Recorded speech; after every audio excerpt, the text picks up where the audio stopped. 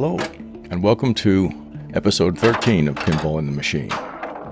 This is where we talk about our blind stumblings through what might loosely be termed spiritual awakening. So if your life is seeming a bit odd, or you're hitting the wall, this might give you a different point of view. Each week, Tom and I meet to discuss our progress, or otherwise, and this is from those conversations.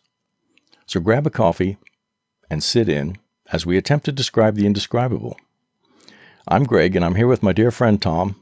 Hi, Tom. How's it going? Hi, Greg. It's going good, thank you. Really good, actually. I had some nice sort of synchronicities since we last chatted. They're always fun. And I knocked down 3 of my sort of annual goals in a week. They just fall like dominoes. I've been trying to do one all year, and then 3 fall at once. Amazing. So I'm really pleased with that, and it must have something to do with what's going on, but I haven't quite unpacked it yet. What about you? How's things? Well, it's been a week, and the connections keep showing up, and they seem to have an intelligence.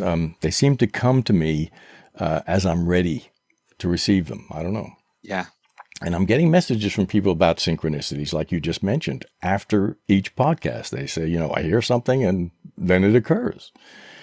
And I'm wondering if it partly is a thing called cell recognition or cells of recognition, where I remember Bob Proctor used to talk to me about this. He was my coach years ago. And he sent me a book called As a Man Thinketh, which was a little A6 book written in 1905, and it had like 52 pages with pictures, with illustrations.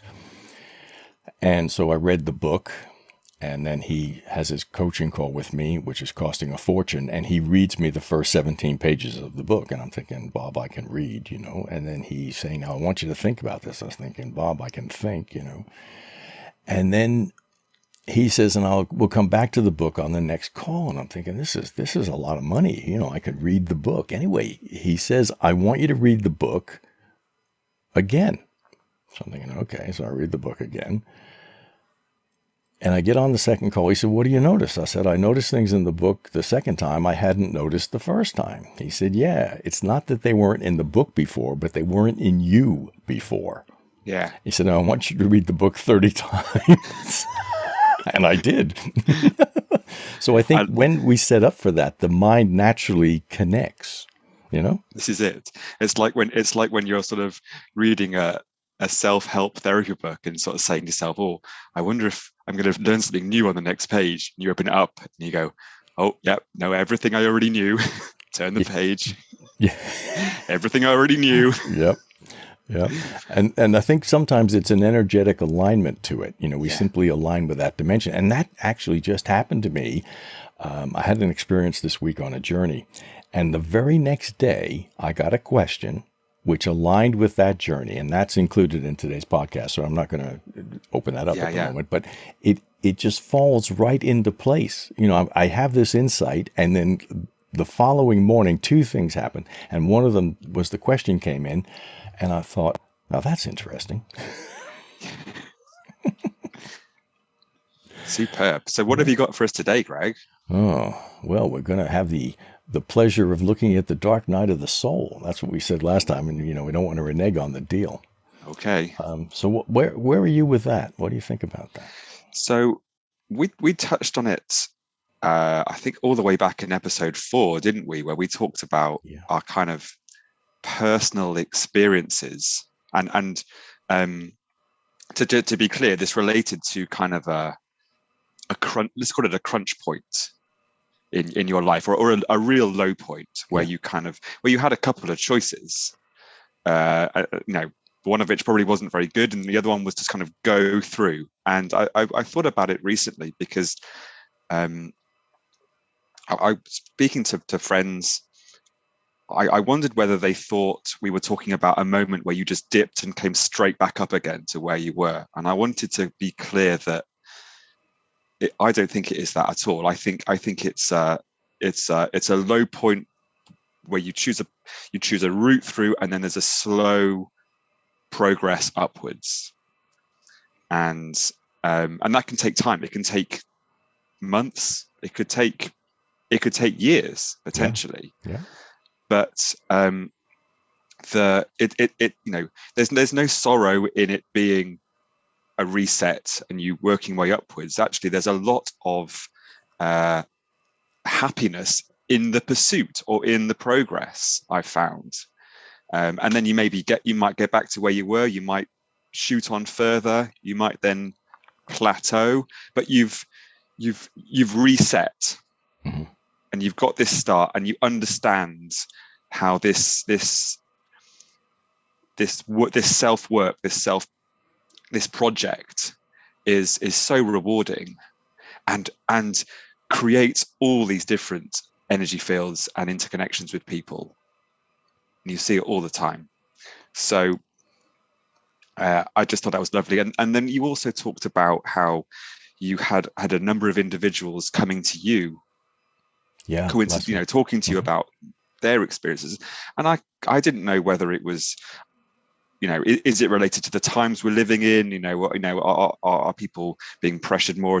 I was thinking more of the fact that I think one of the reasons they're coming to you is because you're at a vibration level that just grabs them and allows them to be open about where they are, and possibly that starts their journey. I think they come to me because I'm old and maybe I know something. Yeah. But they've been coming to me too. Yeah.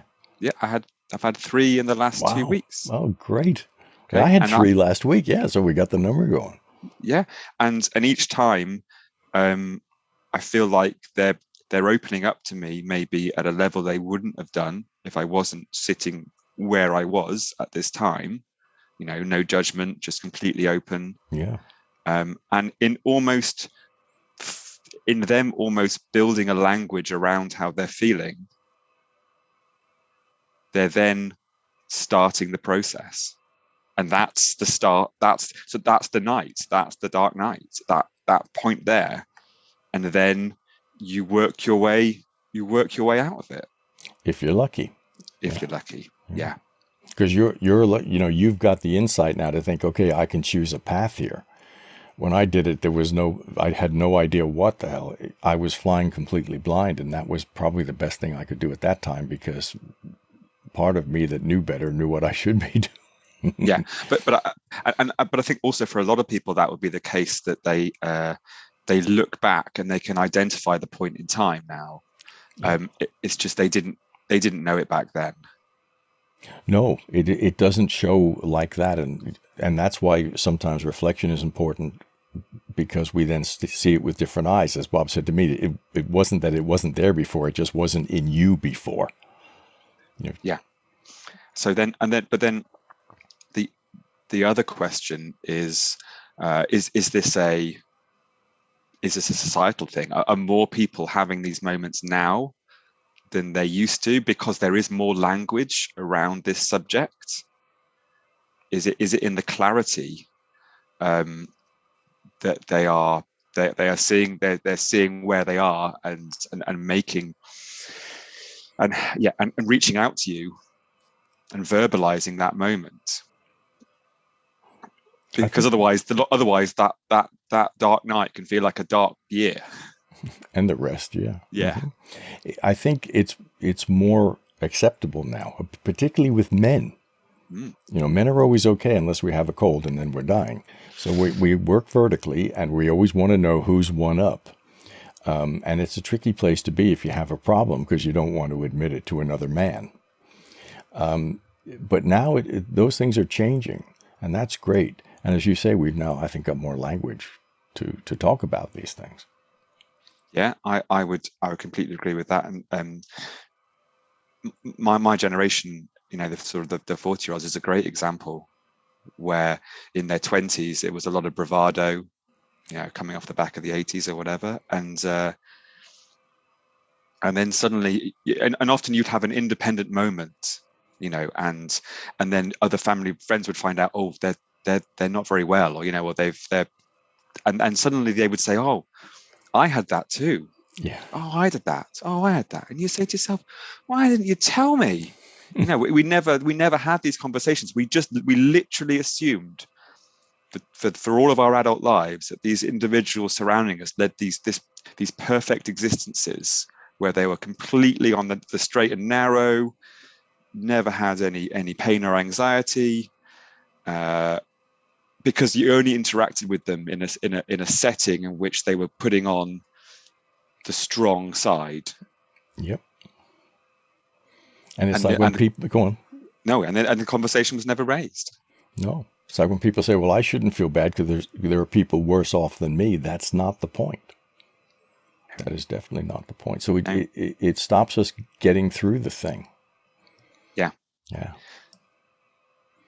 I saw something really nice the other day, a bit of a controversial one, where someone said, like, you don't need to try and change the world. You just need to try and develop yourself. Yeah. Yeah, if we all did that. Yeah, and I don't think that people, especially as you say, men, are actually really paying attention to that statement until they have their dark night of the soul. That's right. And then it flips. Yeah. And we put it off as long as we can. At least I did. Well, maybe we should be teaching this in schools. Well, there's a lot of things we should be teaching in schools. And I think the first thing is to introduce us to our higher selves and know the one who knows everything we need to know. And then we can stop struggling. But of course, that's not the agenda, I don't think. You could do that at register, I guess.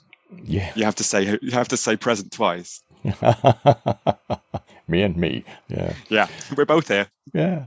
So when we mentioned the Dark Knight last time, and a couple of people have been in touch, and I think there's some confusion about what we were discussing about in podcast 4, which was the Dark Night of the Soul and my so-called funeral, because they're not the same.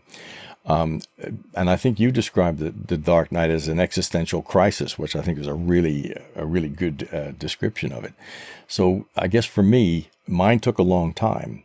When I had a session with Johnny Fincham in Norwich, and he was doing my palms, and man, he's amazing.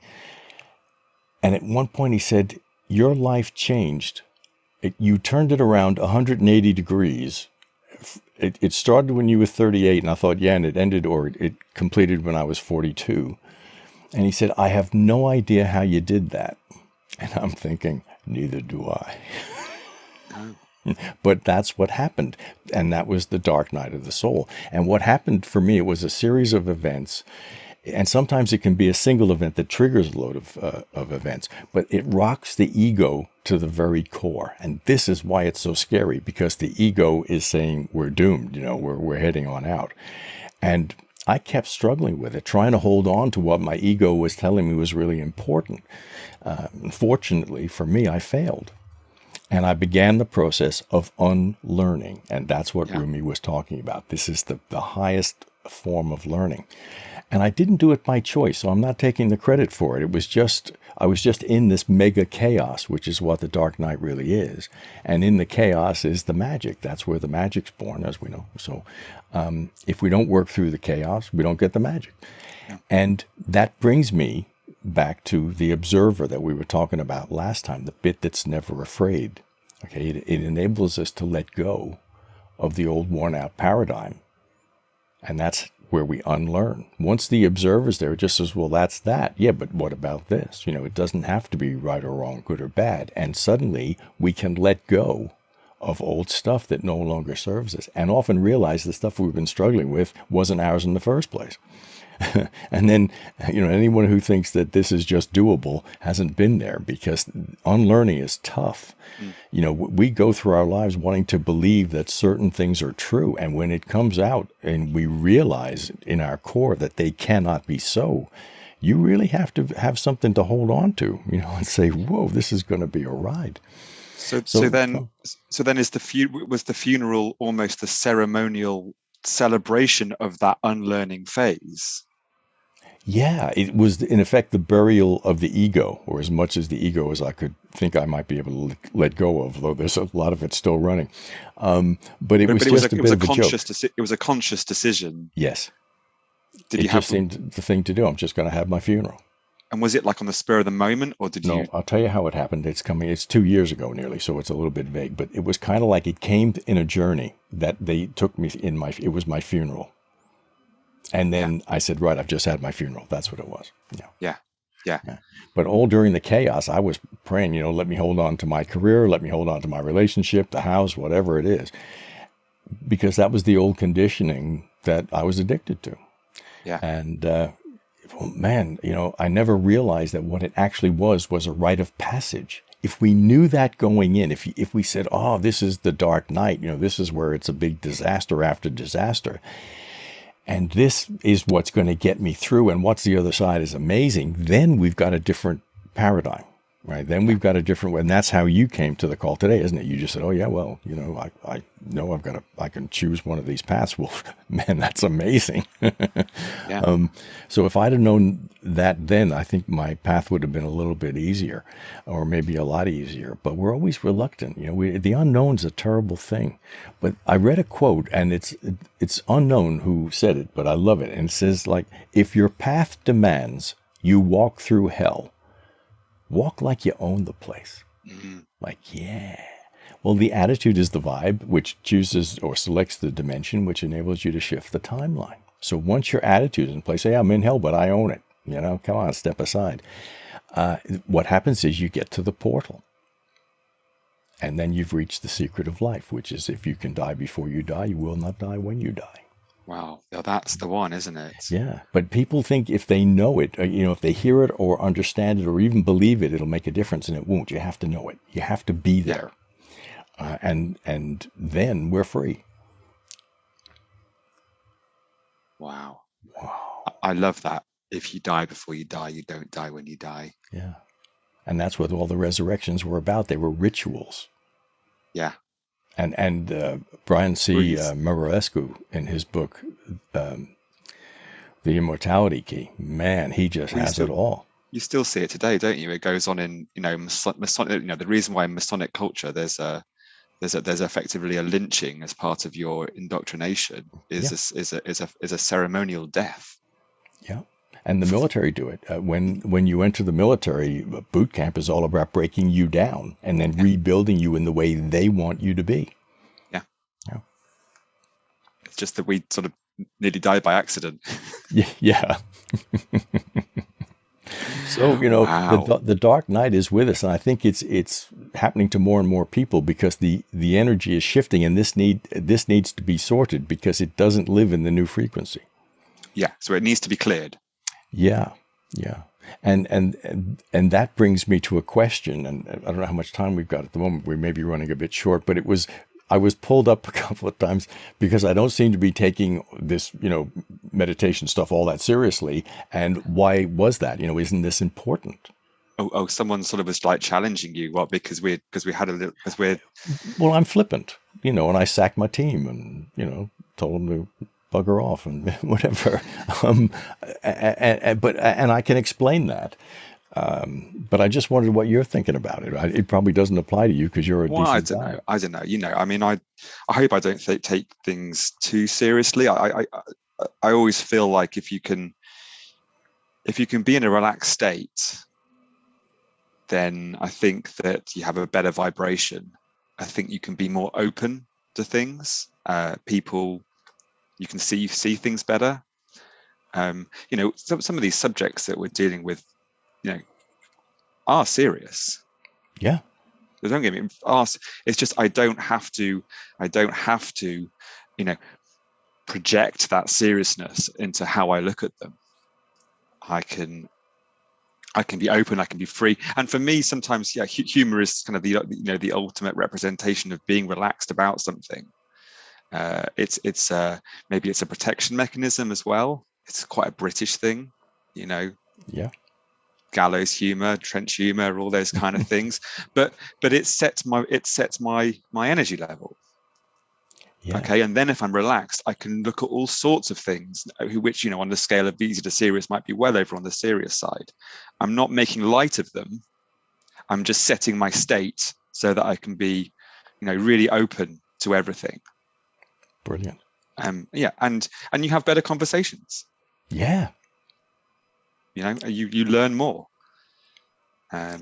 It's amazing, and really, and effortless, isn't it?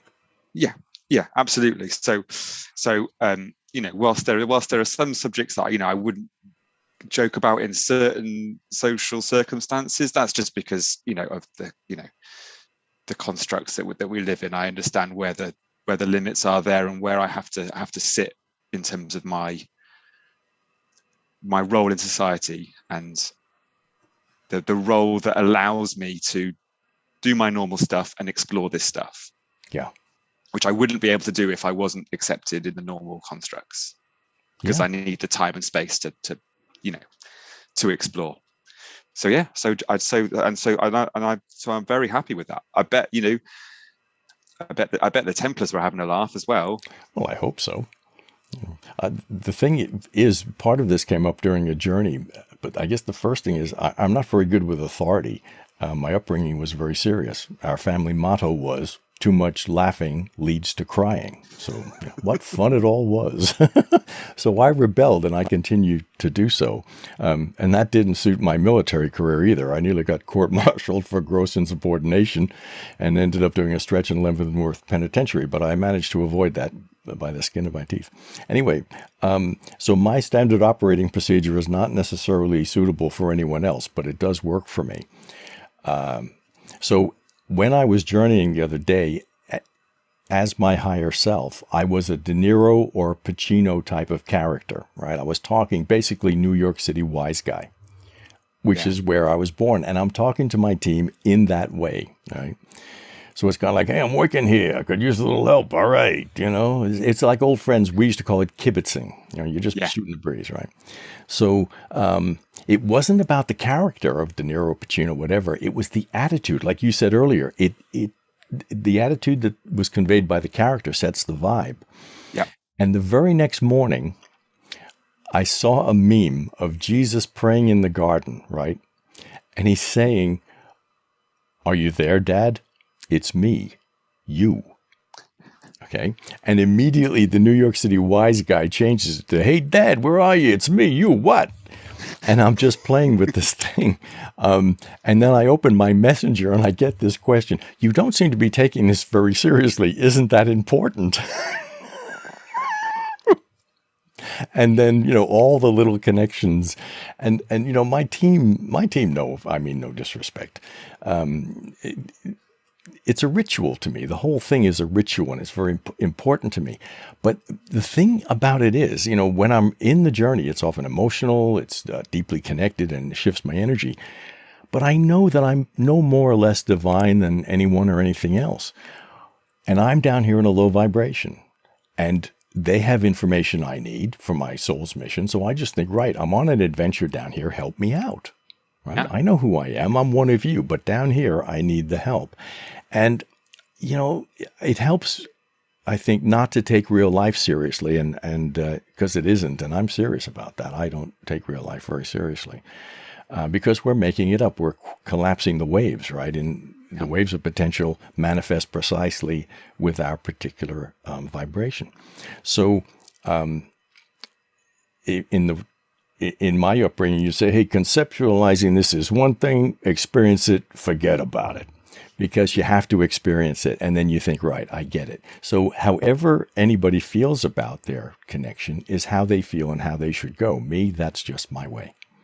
Yeah. Well, look, I'm with you. You gotta laugh.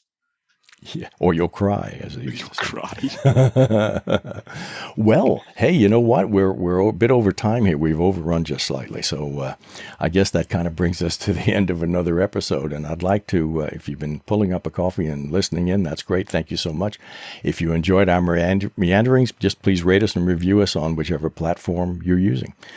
We'd really like to hear your thoughts, questions, as long as they're not, like I'm not taking it seriously, or your experiences. You can reach us at pinballinthemachine.com on our Facebook group, or hello@pinballinthemachine.com for an email. So for myself, Greg, good day.